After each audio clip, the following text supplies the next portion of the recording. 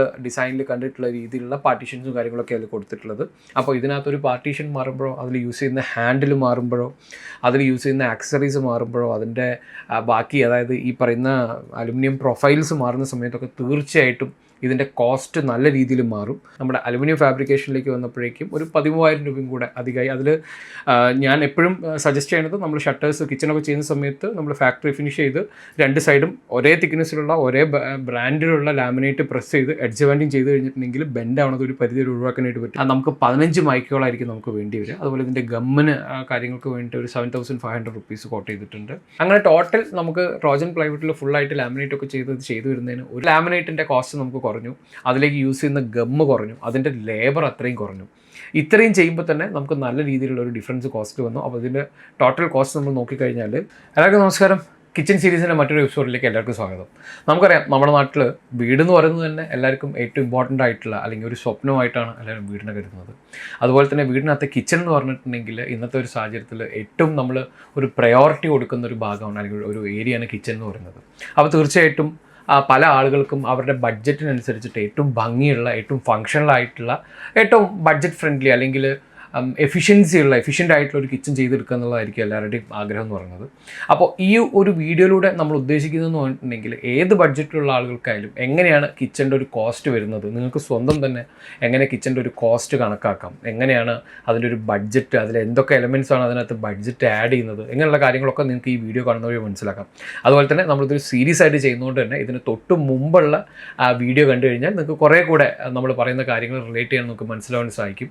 അപ്പോൾ ഇപ്പോൾ തൊട്ട് കാണുന്ന മുകളിലെ ലിങ്കായിട്ടും അതുപോലെ തന്നെ നമ്മുടെ ഡിസ്ക്രിപ്ഷനിലും ഞാൻ ലിങ്ക് കൊടുത്തിട്ടുണ്ട്. അപ്പോൾ ഇതിനുള്ള മുമ്പുള്ള വീഡിയോസൊക്കെ കണ്ടു കഴിഞ്ഞാൽ നിങ്ങൾക്ക് നമ്മൾ ഇന്ന് പറയുന്ന കാര്യങ്ങൾ കുറേ കൂടെ മനസ്സിലാവാനായിട്ട് സാധിക്കും. അപ്പോൾ ഞാൻ ആർക്കിടെക്ട് ഷിനു, ആറ്റിക്കലിൻ്റെ മറ്റൊരു എപ്പിസോഡിലേക്ക് എല്ലാവർക്കും സ്വാഗതം.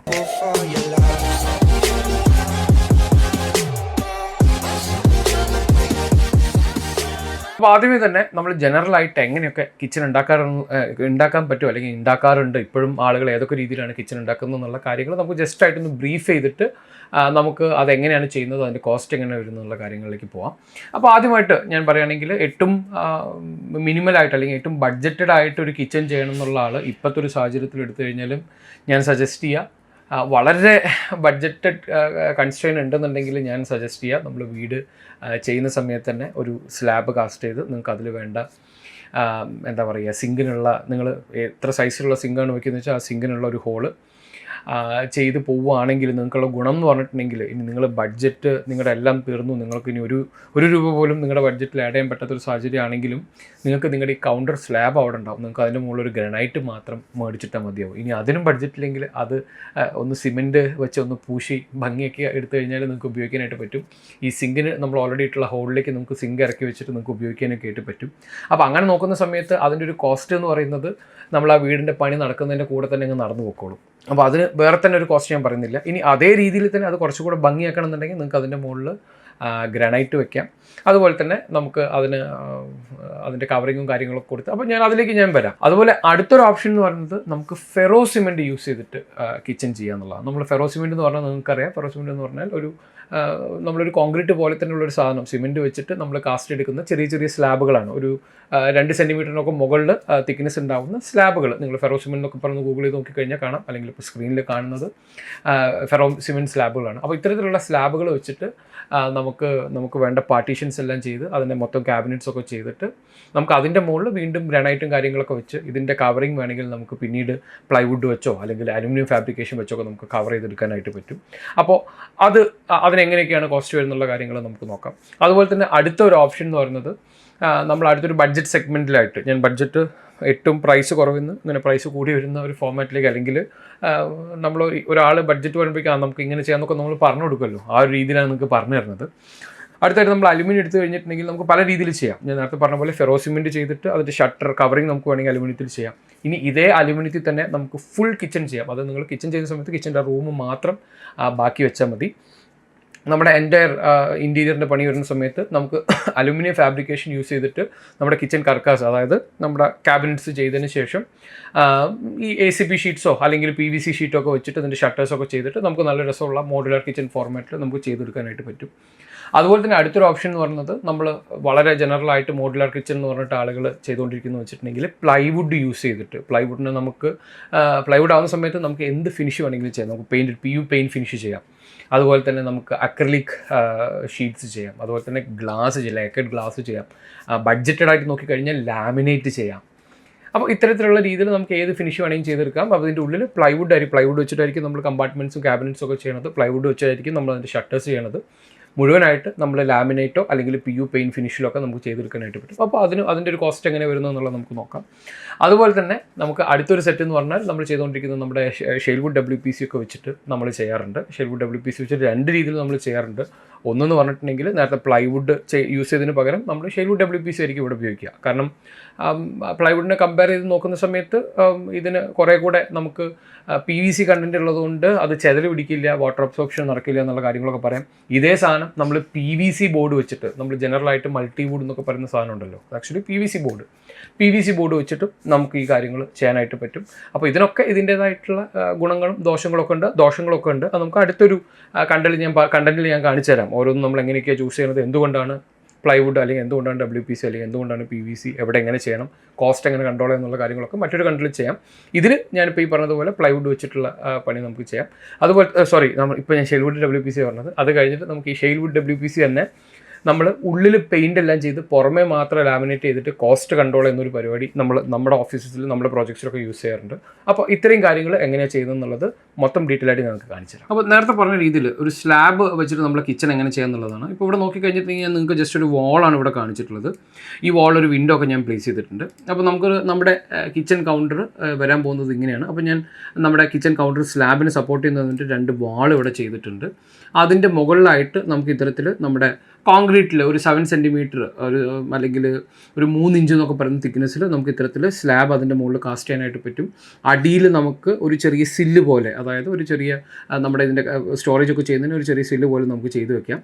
അപ്പോൾ ഇവിടെ നമ്മൾ കൗണ്ടർ ഓൾറെഡി നമ്മൾ ചെയ്ത് കഴിഞ്ഞു. ഇവിടെ ശരിക്കും നമുക്ക് നമ്മുടെ സിങ്കിനുള്ള ഒരു ഓപ്പണിങ്ങും നമുക്ക് ചെയ്യാം. വേണമെങ്കിൽ നിങ്ങൾക്ക് നമ്മുടെ ഗ്ലാസ് ടോപ്പൊക്കെ ആയിട്ടുള്ള സ്റ്റവ് ഇൻസേർട്ട് ആക്കി ചെയ്യണമെങ്കിൽ നിങ്ങൾക്ക് അതിനും ഉള്ള പ്രൊവിഷനും നിങ്ങൾക്ക് ചെയ്ത് വെക്കാനായിട്ട് പറ്റും. അപ്പോൾ ഇത്രയും ചെയ്തതിന് ശേഷം നമുക്ക് ഇതിൻ്റെ മുകളിൽ നമ്മുടെ ഗ്രാനൈറ്റ് അല്ലെങ്കിൽ ഫിനിഷിങ് നിങ്ങൾ എന്താണ് ചെയ്യാൻ ഉദ്ദേശിക്കുന്നത് വെച്ചാൽ നിങ്ങൾക്ക് അത് ചെയ്യാം.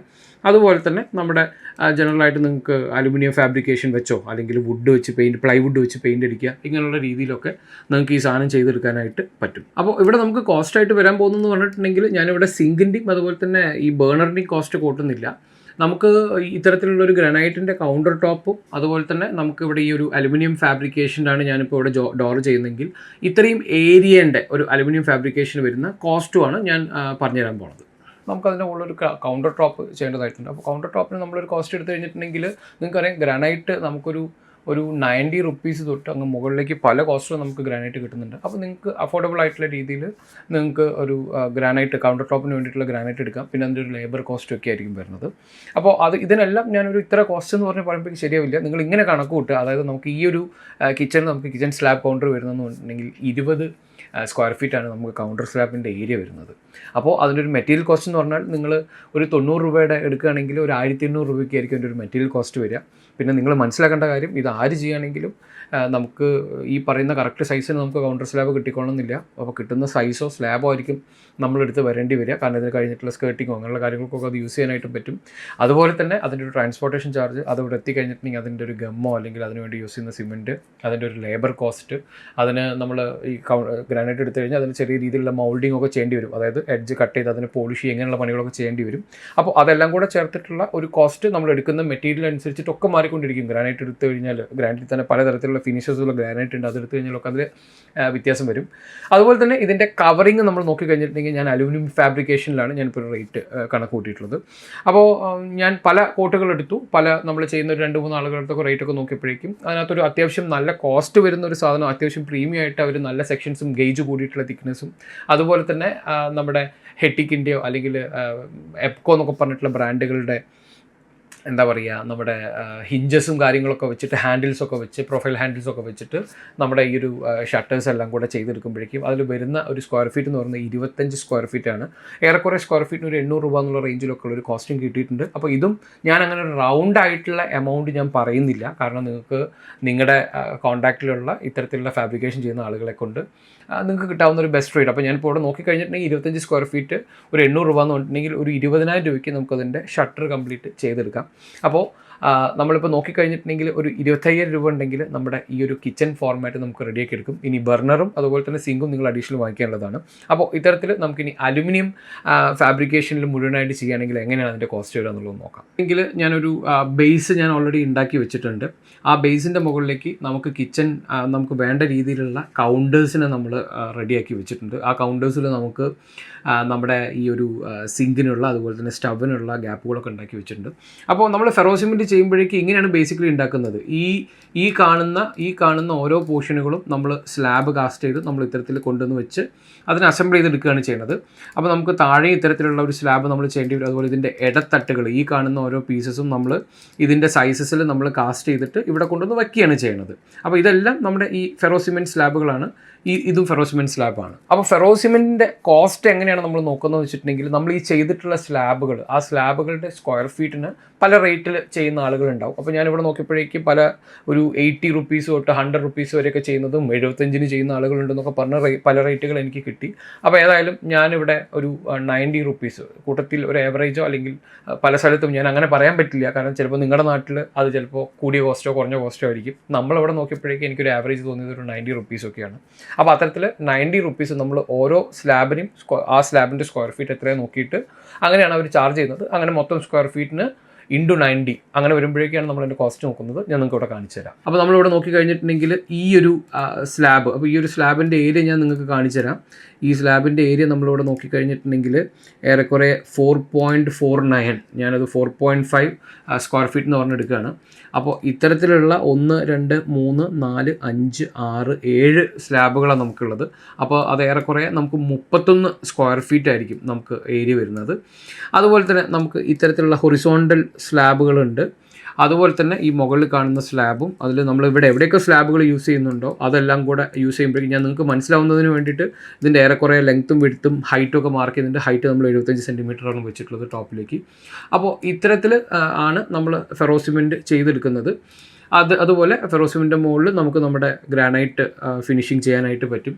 ഇപ്പോൾ ഇവിടെ ഞാൻ ചെയ്തിട്ടുള്ളതെന്ന് പറഞ്ഞിട്ടുണ്ടെങ്കിൽ അലുമിനിയം ഫാബ്രിക്കേഷൻ തന്നെയാണ് ഇവിടുത്തെ ഒരു കവറിങ് ആയിട്ട് വച്ചിട്ടുള്ളത്. അപ്പോൾ നോക്കിക്കഴിഞ്ഞാൽ കാണാം ഈ രീതിയിലാണ് നമ്മൾ ചെയ്തിട്ടുള്ളത്. അതിന് അലുമിനിയം ഫാബ്രിക്കേഷൻ്റെ ഒരു കവറിങ് കൊടുത്തു.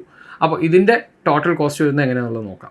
അപ്പോൾ ഞാനിപ്പോൾ പറഞ്ഞതുപോലെ നമ്മുടെ ഫെറോ സിമെൻറ്റിൻ്റെ ഏരിയ നമ്മൾ നോക്കിക്കഴിഞ്ഞിട്ടുണ്ടെങ്കിൽ ഏറെക്കുറെ 80 സ്ക്വയർ ഫീറ്റാണ് നമുക്ക് ഞാൻ ഈ കാണിച്ചിട്ടുള്ള ഒരു കിച്ചൻ്റെ സൈസ് വരുന്നത്. അപ്പോൾ 80 × 90 7,200 രൂപയാണ് നമുക്ക് ഈ ഒരു ഫെറോ സിമെൻറ്റിൽ ഇത്രയും പോർഷൻ ചെയ്തെടുക്കാൻ നമുക്ക് കോസ്റ്റ് വന്നിട്ടുള്ളത്. അപ്പോൾ ഞാൻ നേരത്തെ പറഞ്ഞതുപോലെ നമ്മുടെ അലുമിനിയം ഫാബ്രിക്കേഷൻ്റെ ഡോറ് നമുക്കിവിടെ ചെയ്യാം. അപ്പോൾ അതിൽ ചെയ്യുമ്പോഴേക്കും നിങ്ങൾ എടുക്കുന്ന അലുമിനിയത്തിൻ്റെ ഒരു ക്വാളിറ്റി അനുസരിച്ചിട്ട്, കാരണം പലതരത്തിലുള്ള സെക്ഷൻസ് അവൈലബിൾ ആണ്. അപ്പോൾ ഞാൻ നേരത്തെ നോക്കിയപ്പോഴേക്കും നമുക്കൊരു 20,000 രൂപയൊക്കെ ആയി എന്നാണ് പറഞ്ഞിട്ടുള്ളത്. അപ്പോൾ ആ രീതിയിൽ നിങ്ങൾക്ക് അത് ചെയ്തെടുക്കാനായിട്ട് പറ്റും. ഏതായാലും നമ്മുടെ ഫെറോ സിമെൻറ്റിൽ ഈ കാർക്കേസ് അല്ലെങ്കിൽ നമ്മുടെ ഈ സ്റ്റോറേജ് ബോക്സസ് ഉണ്ടാക്കിയെടുക്കാനായിട്ട് നമുക്കൊരു വെറും 7,200 രൂപയാണ് വന്നിട്ടുള്ളത്. അതുപോലെ തന്നെ ഇനി ഗ്രാനൈറ്റും ഞാൻ ഈ പറഞ്ഞ കാര്യങ്ങളൊക്കെ നിങ്ങൾക്ക് ഈ രീതിയിൽ കാൽക്കുലേറ്റ് ചെയ്തെടുക്കാം. അപ്പോൾ നിങ്ങളുടെ കിച്ചൺ എങ്ങനെയാണോ ആ കിച്ചൻ്റെ ഏരിയ എങ്ങനെ എടുക്കണം എന്നുള്ളതാണ് ഞാൻ നിങ്ങൾക്ക് കാണിച്ചു തന്നത്. അപ്പോൾ ഇനി അടുത്തായിട്ട് നമുക്ക് അലുമിനിയത്തിൽ മുഴുവനായിട്ട് ചെയ്തിട്ടുള്ള കിച്ചൻ്റെ കോസ്റ്റ് എങ്ങനെ വരുന്നത് എന്നുള്ളത് നോക്കാം. അലുമിനിയം ഫാബ്രിക്കേഷൻ്റെ കേസ് എടുത്തു കഴിഞ്ഞാൽ ഓൾമോസ്റ്റ് സിമിലർ ആയിട്ട് എല്ലാ കിച്ചണും ഈ ഒരു രീതിയിൽ തന്നെയാണ് ഉണ്ടാക്കുന്നത്. അതായത് നമുക്ക് വേണ്ടിയിട്ടുള്ള ഇപ്പോൾ അലുമിനിയം ഫാബ്രിക്കേഷൻ ആണെങ്കിൽ അതിൻ്റെ ഫ്രെയിംസ് യൂസ് ചെയ്തിട്ട് ഇത്തരത്തിലുള്ള ഫ്രെയിമുകളെല്ലാം ചെയ്തെടുക്കും. ഇതിൻ്റെ ബാക്കിലും നമ്മൾ ഒരു പാനലിങ് PVC പാനലിങ്ങോ അല്ലെങ്കിൽ നമ്മൾ ഇത്തരത്തിലുള്ള ACP ഒക്കെ നമ്മൾ ഇടാറുണ്ട്. അതുപോലെ തന്നെ ഈ പാർട്ടീഷനുകളെല്ലാം ഇത്തരത്തിൽ നമ്മൾ ACP അല്ലെങ്കിൽ PVC ബോർഡുകളൊക്കെയാണ് അവർ ചെയ്യുന്നുണ്ടാവുക. അതായത് 4 സൈഡുള്ളൊരു ഫ്രെയിം, ആ ഫ്രെയിമിൻ്റെ ഇടയിൽ നമുക്ക് വേണ്ടിയിട്ടുള്ള ഈ പാർട്ടീഷന് വേണ്ടിയിട്ടുള്ള കാര്യങ്ങൾ ഇടുക എന്നുള്ളതായിരിക്കും ചെയ്യുക. അതിനുശേഷം ഇത്തരത്തിൽ നമുക്ക് ഷട്ടേഴ്സും കാര്യങ്ങളൊക്കെ നമുക്ക് വേണ്ട രീതിയിൽ ചെയ്തെടുക്കാൻ പറ്റും. അപ്പോൾ ഇവിടെ വരുമ്പോഴേക്കും ഇത് ACP ഷീറ്റോ അല്ലെങ്കിൽ PVC ഷീറ്റുകളൊക്കെ അതിനൊക്കെ പല രീതിയിലുള്ള കോസ്റ്റുകളായിരിക്കും വരുന്നുണ്ടാവുക. നമ്മളിത് ഇത്തരത്തിൽ ടോപ്പിൻ്റെ ഒരു കവറിങ് വേണം നിർബന്ധമില്ല. കാരണം ഇതൊക്കെ ഫ്രെയിംസ് അതായത് ഈ ഒരു രീതിയിൽ വേണമെന്നില്ല. നമുക്ക് ഈ ഒരു രീതിയിലായിരിക്കും നമ്മളിതിൻ്റെ ഫ്രെയിമെല്ലാം കാണുന്നുണ്ടാവുക. അതിൻ്റെ മുകളിൽ നമുക്ക് നമ്മുടെ ഗ്രാനൈറ്റ് കാര്യങ്ങളൊക്കെ വെക്കാനായിട്ട് പറ്റും. അതുപോലെ തന്നെ ഇത് കഴിഞ്ഞിട്ടുണ്ടെങ്കിൽ നമുക്ക് നമ്മുടെ ബേണറും അതുപോലെ തന്നെ സിങ്കും ഒക്കെ ചെയ്ത് വെക്കാൻ പറ്റും. അപ്പോൾ ഈ ഒരു കേസിൽ നമ്മൾ ഒത്തിരി ഫാബ്രിക്കേറ്റേഴ്സിൻ്റെ അടുത്ത് കോസ്റ്റ് എടുത്തു, പല കോസ്റ്റുകളും കാര്യങ്ങളൊക്കെ നമുക്ക് വന്നിട്ടുണ്ടായിരുന്നു.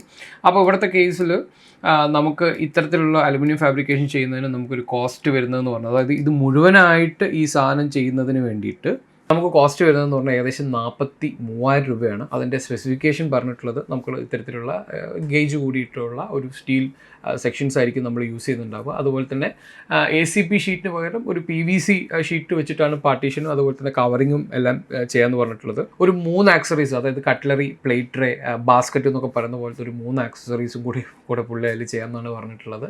അതിനകത്ത് ഈ പറയുന്ന എപ്കോഡൊക്കെ ഒരു ഹിഞ്ചസൊക്കെ ആയിരിക്കും യൂസ് ചെയ്തിട്ടുണ്ടാവുക. അപ്പോൾ ഇതിൻ്റെ കോസ്റ്റ് ഞാൻ പറയുമ്പോഴേക്കും ഞാൻ ഒത്തിരി ആളുകളെടുത്തിട്ട് ഒരു റേറ്റ് ഞാൻ നിങ്ങൾക്ക് പറഞ്ഞു തരുന്നതാണ്.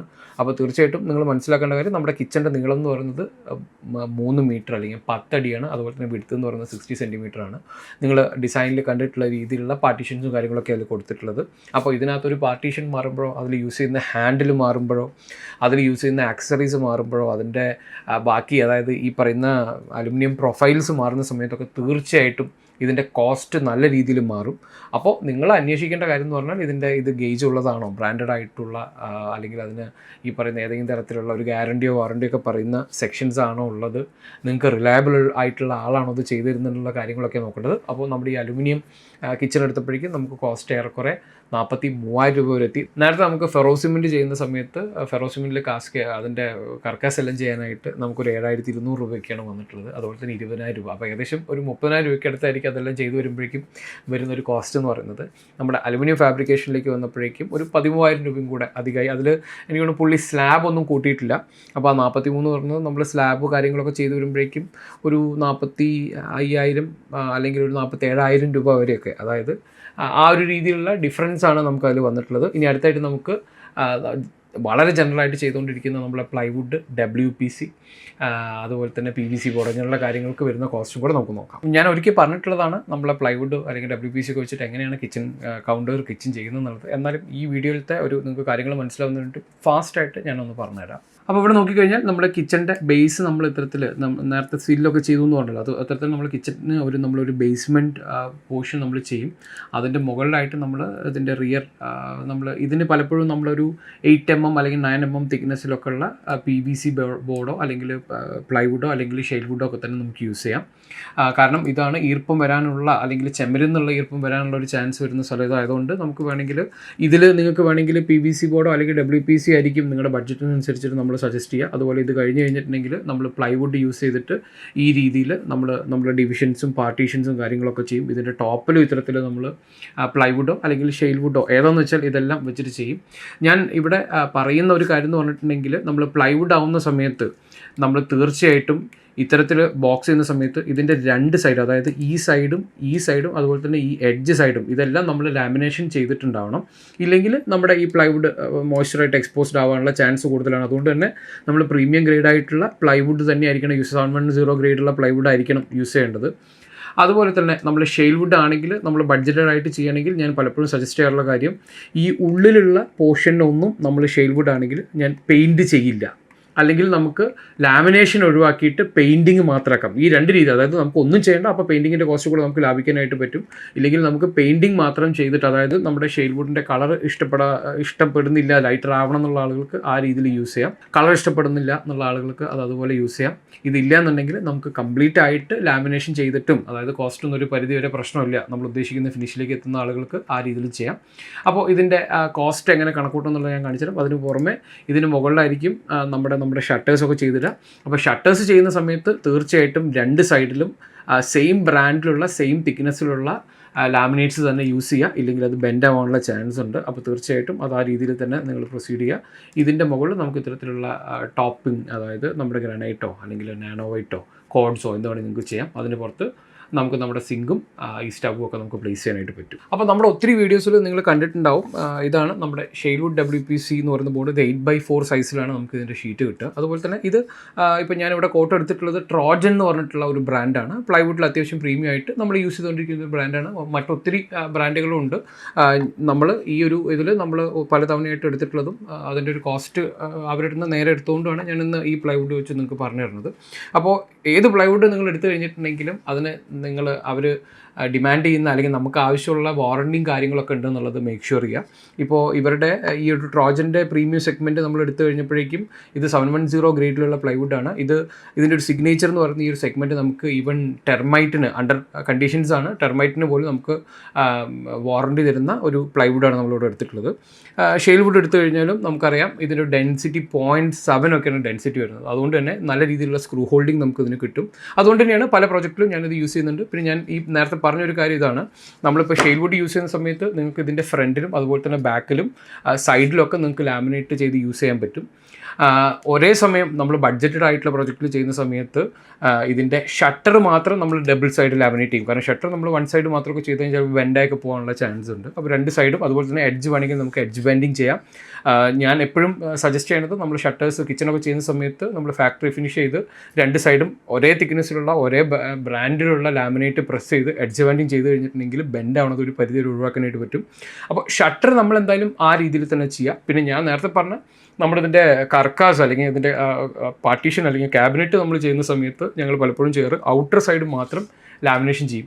ഇന്നർ സൈഡ് നമുക്ക് കോസ്റ്റ് കുറയ്ക്കുന്നതിന് വേണ്ടിയിട്ട് ലാമിനേഷൻ ഒഴിവാക്കും. അതുവഴി നമുക്ക് ലാമിനേഷൻ്റെ കോസ്റ്റും അതുപോലെ തന്നെ അതിൻ്റെ ലേബർ കോസ്റ്റും ഒക്കെ നമുക്ക് ഒഴിവാക്കാനായിട്ട് പറ്റും. ഇനി ഈ കളർ പ്രശ്നമുള്ള ആളുകൾക്ക് നമുക്ക് വേണമെങ്കിൽ വൈറ്റ് പ്രൈമർ വല്ലതും അടിച്ചിടുക എന്നുള്ള കാര്യങ്ങളൊക്കെ ചെയ്യാം. PUP ചെയ്യാൻ പോയി കഴിഞ്ഞാൽ പിന്നെ നമുക്ക് കോസ്റ്റ് കൂടുന്ന ഒരു സാഹചര്യം ആയിരിക്കും ഉണ്ടാവുക. അപ്പോൾ അതാണ് നമ്മുടെ ഷെയ്ൽവുഡ് WPCയുടെ കാര്യം. നമ്മൾ ഈ പ്ലൈവുഡ് എടുത്തു കഴിഞ്ഞിട്ടുണ്ടെങ്കിൽ ഞാൻ കിച്ചണിലേക്ക് ഒരു കാരണവശാലും ഞാൻ ഷെയ്ൽവുഡിൽ പറഞ്ഞിട്ടുള്ളതുപോലെ ഉള്ളിൽ പ്രൈമർ മാത്രം അടിച്ചിടാൻ നമ്മൾ സമ്മതിക്കില്ല. ഫുള്ളായിട്ട് പെയിൻറ്റ് ചെയ്ത് പ്രൊട്ടക്റ്റ് ചെയ്യാൻ ഏറ്റവും നല്ലത് നമ്മൾ പ്ലൈവുഡിനെ സംബന്ധിച്ചിടത്തോളം നമ്മൾ ഡബിൾ സൈഡ് അതായത് രണ്ട് സൈഡിലും നമ്മൾ ലാമിനേഷനൊക്കെ ചെയ്തിട്ട് പ്രോപ്പറായിട്ട് ചെയ്തെടുക്കുകയാണ്. ഈ പ്ലൈവുഡിനെ സംബന്ധിച്ചിടത്തോളം ഇതിൻ്റെ ഷട്ടർ എടുത്തു കഴിഞ്ഞാൽ രണ്ട് സൈഡിലും നമ്മൾ സെയിം തിക്നെസ്സുള്ള ലാമിനേറ്റ് വെച്ചിട്ട് ഫാക്ടറി ഫിനിഷ് ചെയ്ത് പ്രസ് ചെയ്തെടുക്കുന്നതാണ് ഏറ്റവും നല്ലത്. അല്ലെങ്കിൽ പ്ലൈവുഡ് ആയാലും നല്ല ടെമ്പർനെസ് കൂടിയിട്ടുള്ള പ്ലൈവുഡൊക്കെ ആണെങ്കിൽ ബെൻഡായി പോകാനുള്ള ചാൻസ് അധികം തന്നെയാണ്. അപ്പോൾ ആ കോസ്റ്റിനെ കുറിച്ച് പറയുമ്പോഴേക്കും ഞാൻ ഇതിനകത്ത് വേറെ ആക്സസറീസോ ഹാർഡ്വെയർസോ ഒന്നും കൺസിഡർ ചെയ്യുന്നില്ല. ഈവൻ കൗണ്ടർ ടോപ്പ് പോലും കൺസിഡർ ചെയ്യുന്നില്ല. കാരണം ഞാൻ നേരത്തെ പറഞ്ഞതുപോലെ നമുക്ക് കൗണ്ടർ ടോപ്പ് നമുക്ക് ഏത് വേണമെങ്കിലും എടുക്കാം. ഇപ്പോൾ നമ്മൾ ഗ്രാനൈറ്റാണ് എടുക്കുന്നതെങ്കിൽ ഒരു 90 റുപ്പീസ് മുതൽ അങ്ങോട്ടുണ്ട്. നമ്മൾ നാനോവൈറ്റ് ഒക്കെയാണ് എടുക്കുന്നതെങ്കിൽ ഒരു 500 തൊട്ട് 750 അല്ലെങ്കിൽ 800 റേഞ്ച് വരെയുള്ള നാനോവൈറ്റ് ഉണ്ട്. അതുപോലെ തന്നെ കോഡ്സ് എടുക്കാൻ പോയി കഴിഞ്ഞിട്ടുണ്ടെങ്കിൽ അതിൻ്റെ ഫിനിഷസും അതിൻ്റെ ഡിസൈനൊക്കെ അനുസരിച്ചിട്ട് ഒരു 650 തൊട്ട് ഒരു 1200-500 റേഞ്ചിലുള്ള കോഡ്സും നമുക്ക് കിട്ടും. അപ്പോൾ അത് നിങ്ങളുടെ ചോയ്സിലേക്ക് വിടുകയാണ്. നമ്മൾ ഈ പ്ലൈവുഡോ അല്ലെങ്കിൽ WPCയോ വെച്ച് കംപ്ലീറ്റ് ആയിട്ട് അതിനെ ഫിനിഷ് ചെയ്തിട്ട് അതിനകത്തെ ഹാർഡ്വെയർസും ഞാനിപ്പോൾ ചൂസ് ചെയ്യുന്നില്ല. അതായത് ഹിഞ്ചസോ അല്ലെങ്കിൽ അതിൽ സ്ലൈഡേഴ്സോ അതിനുള്ള റീസൺ എന്താണെന്നുള്ളത് ഞാൻ നിങ്ങൾക്ക് പറഞ്ഞുതരാം. അപ്പോൾ ഏതായാലും കിച്ചൺ ഫുള്ളായിട്ട് നമുക്ക് ആ ഒരു വേണ്ട ഫിനിഷിങ്ങിലേക്ക് അതായത് കാർപ്പൻട്രി വർക്കിൽ വരുന്ന അതിനകത്ത് ഞാൻ ഹാർഡ്വെയർസ് മാത്രം ഒഴിവാക്കിയിട്ടുണ്ട്. അതിനുള്ള റീസണും ഞാൻ നിങ്ങൾക്ക് പറഞ്ഞുതരാം. അപ്പോൾ നിങ്ങൾക്ക് ഈ വീഡിയോ കാണുന്ന വഴിക്ക് നിങ്ങൾക്ക് എന്തുകൊണ്ടാണ് നിങ്ങളൊരു കിച്ചൺ ഒരു 5 ആളുകളുടെ അടുത്ത് കോസ്റ്റ് എടുത്തു കഴിഞ്ഞാൽ 5 തരത്തിലുള്ള കോസ്റ്റ് വരുന്നതെന്നുള്ളത് നിങ്ങൾക്ക് മനസ്സിലാവാനായിട്ട് പറ്റും. ഒന്നാമത്തെ കാര്യം നമ്മൾ ഈ പറയുന്ന ബേസ് മെറ്റീരിയൽ ഇപ്പോൾ നമ്മൾ പ്ലൈവുഡ് എടുത്തു കഴിഞ്ഞിട്ടുണ്ടെങ്കിൽ ഒരു 8x4 ഷീറ്റിന് ഒരു 2500 രൂപ മുതൽ 6000 രൂപ റേഞ്ചിലുള്ള ഷീറ്റ് ഉണ്ട്. നമ്മുടെ ഈ ഷെയ്ൽവുഡ് WPC എടുത്തു കഴിഞ്ഞിട്ടുണ്ടെങ്കിലും ഈ പറയുന്ന ഒരു 16 mm തിക്നെസ് ഒക്കെ എടുത്തു കഴിഞ്ഞാൽ 6000 ഒക്കെ റേഞ്ചിൽ 5000 to 5500 തൊട്ട് എനിക്ക് കറക്റ്റ് ആ പ്രൈസ് ഓർമ്മയില്ല. ഏതായാലും ആ ഒരു റേഞ്ചിലാണ് നമുക്ക് ഇതിൻ്റെ കോസ്റ്റ് വരുന്നത്. അപ്പോൾ നമ്മൾ പ്ലൈവുഡ് വെച്ച് നോക്കിക്കഴിഞ്ഞിട്ടുണ്ടെങ്കിൽ നമുക്ക് 16 mm പ്ലൈവുഡ് അതായത് ഇത്തരത്തിലുള്ള പാർട്ടീഷനും ഷട്ടറൊക്കെ ചെയ്യുന്നതിന് 16 mm പ്ലൈവുഡ് നമുക്ക് ഒരു 5 എണ്ണം ഒക്കെ ആയിരിക്കും നമുക്ക് വേണ്ടി വരിക. അതുപോലെ തന്നെ ഇതിൻ്റെ ബാക്ക് സൈഡും ഇതൊക്കെ ചെയ്യുന്നതിന് വേണ്ടിയിട്ട് നമുക്കൊരു 9 mm തിക്നെസ്സിലുള്ള പ്ലൈവുഡ് വേണ്ടി വരും. അതുപോലെ തന്നെ നമ്മളിതിന് ലാമിനേറ്റ് നോക്കിക്കഴിഞ്ഞിട്ടുണ്ടെങ്കിൽ നമ്മൾ കംപ്ലീറ്റ് ആയിട്ട് ലാമിനേഷൻ ചെയ്തെടുക്കുന്നതിന് വേണ്ടിയിട്ട് നമുക്ക് 15 മൈക്കുകളായിരിക്കും നമുക്ക് വേണ്ടി വരിക. അതുപോലെ ഇതിൻ്റെ ഗമ്മിന് കാര്യങ്ങൾക്ക് വേണ്ടിയിട്ട് ഒരു 7500 റുപ്പീസ് കോട്ട് ചെയ്തിട്ടുണ്ട്. അങ്ങനെ ടോട്ടൽ നമുക്ക് ട്രോജൻ പ്ലൈവുഡിൽ ഫുള്ളായിട്ട് ലാമിനേറ്റ് ഒക്കെ ചെയ്തു വരുന്നതിന് 1,10,210 രൂപയാണ് വന്നിട്ടുള്ളത്. അതിലുള്ള ഈ ലേബർ കോസ്റ്റ് ഞാനിപ്പോൾ എടുത്തിട്ടുള്ള കോട്ട് ചെയ്തിട്ടുള്ള അവർ നമുക്ക് തന്നിട്ടുള്ള കോസ്റ്റാണ്. അത് ഹിഞ്ചസ് ഒക്കെ ഫിറ്റ് ചെയ്യാനൊക്കെ ഉള്ള കോസ്റ്റും അഡീഷണൽ ഒരു കാര്യങ്ങളൊക്കെ നോക്കിയിട്ടുള്ള കാര്യങ്ങൾ അതിൽ പറഞ്ഞിട്ടുണ്ട്. അപ്പോൾ തീർച്ചയായിട്ടും ഈ ലേബർ കോസ്റ്റ് എന്ന് പറയുന്നത് നിങ്ങൾ എടുക്കുന്ന ഓരോ ലേബേഴ്സിൻ്റെയും അവരുടെ വർക്ക്മാൻഷിപ്പും അവരുടെ കാര്യങ്ങളൊക്കെ വെച്ചിട്ട് അത് ഡിഫറെൻ്റ് ആയിരിക്കും.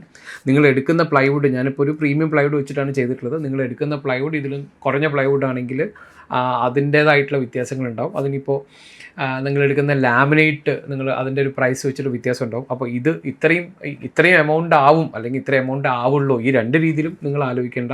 ഞാനിപ്പോൾ ഇവിടെ എടുത്തിട്ടുള്ളത് അത്യാവശ്യം ഒരു എബവ് ആവറേജ് ആയിട്ടുള്ള രീതിയിൽ നമ്മുടെ പ്ലൈവുഡോ കാര്യങ്ങളൊക്കെ എടുത്തു കഴിഞ്ഞാൽ പ്രീമിയം ആയിട്ട് തന്നെയാണ് എടുത്തിട്ടുള്ളത്. അപ്പോൾ നമുക്ക് വരുന്ന കോസ്റ്റ് എന്ന് പറയുന്നത് 1,10,210 രൂപയാണ്. ഇനി ഇതേ സാധനം നമ്മൾ ഷെയിൽ വുഡിൽ ഫുള്ളായിട്ട് നമ്മൾ ചെയ്തെടുക്കുകയാണെങ്കിൽ എങ്ങനെയായിരിക്കും വരിക, അതായത് ഡബിൾ സൈഡ് ലാമിനേറ്റ് ചെയ്ത് വരികയാണെങ്കിൽ എങ്ങനെയാണ് കോസ്റ്റ് എന്നുള്ളത് നമുക്ക് നോക്കാം. ഷെയ്ൽവുഡ് WPC എടുത്തു കഴിഞ്ഞാലും നമ്മൾ നേരത്തെ പറഞ്ഞിട്ടുള്ള 16mm നമ്പറും അതുപോലെ തന്നെ 9mm നമ്പറും ഒക്കെ സെയിം തന്നെയാണ്. ലാമിനേറ്റും സെയിം തന്നെയാണ്. കാരണം ലാമിനേറ്റ് നമ്മൾ ഫുൾ ഡബിൾ സൈഡ് ലാമിനേറ്റ് ഒക്കെ ചെയ്തിട്ട് തന്നെയാണ് നമ്മൾ ചെയ്യണത്. അതുപോലെ തന്നെ നമ്മൾ ഇതിനൊരു ഗമ്മിൻ്റെ കോസ്റ്റ് അതുപോലെ തന്നെ ലേബർ കോസ്റ്റ് ഒക്കെ സെയിം തന്നെയാണ് വരിക. കാരണം മറ്റേ ചെയ്യുന്ന അതേ പണികളൊക്കെ തന്നെ ചെയ്യുന്നത് പ്ലൈവുഡിന് പകരം ഷെയ്ൽവുഡ് WPC ആയിരുന്നുള്ള വ്യത്യാസം മാത്രമാണ്.